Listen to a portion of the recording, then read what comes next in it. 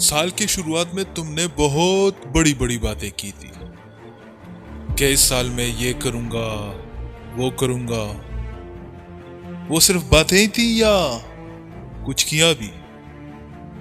कुछ याद भी है कि तुमने क्या डिसाइड किया था?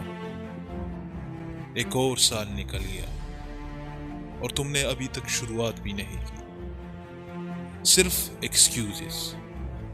न्यू ईयर पार्टी के बाद, वैलेंटाइन डे के बाद, कल से, मंडे से, नेक्स्ट मंथ से, अब तो नया साल आ गया।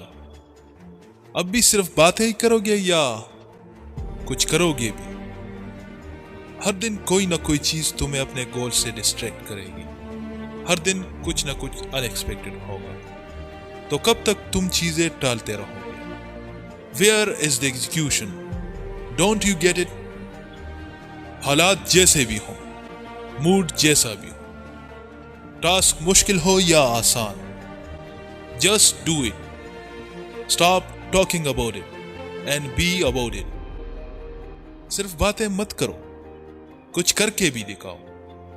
अगर तुम्हें लगता है कि तुम कोशिश कर रहे हो, तुम मेहनत कर रहे हो, तो क्या दूसरे तुम्हारे वर्क एथिक को नोटिस करते हैं? क्या दूसरे तुम्हें कॉम्प्लीमेंट करते हैं कि यार तू तो कितनी जल्दी उठता है, तू कितनी मेहनत करता है? अगर नहीं तो तुम इनफ नहीं कर रहे। अगर तुम बोलना कम और एग्जीक्यूशन ज्यादा करते तो लोगों को सिर्फ सुनाई नहीं बल्कि दिखाई भी देता। तुम जानना चाहते थे ना कि कैसे कुछ लोग इतने सक्सेसफुल हो जाते हैं और कैसे कुछ लोग इतने पीछे रह जाते हैं। वेन जॉनसन, दुनिया का हाईएस्ट स्पीड एक्टर, तुम्हें पता है वो सुबह कितने बजे उठता है? 3:13 मॉर्निंग, यानी सुबह 3:30 बजे। कई लोग तो इतने बजे तक सोते ही नहीं। उनके अंदर ना तो डिसिप्लिन है, ना self control. Cristiano Ronaldo training ground में सबसे पहले आता है और सबसे आखिर में निकलता है। Michael Phelps, the greatest Olympian of all times, उन्होंने 5 साल में एक भी दिन ट्रेनिंग मिस नहीं की। Yes, 365 days for 5 years and no breaks. Exactly, work ethic. इसलिए दुनिया के सिर्फ 1% लोग इतने सक्सेसफुल होते हैं। तुम इस 1% में कौन तो होना चाहते हो, पर तुम उनके जितना मेहनत नहीं करना चाहते।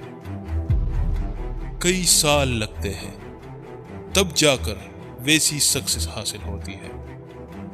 और तुम तो अभी तक सो रहे हो, सपने देख रहे हो। Wake up, wake up.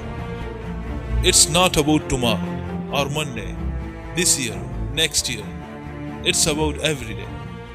जो कहा था उसे करके दिखाओ, जो शुरू किया था उसे पूरा करो।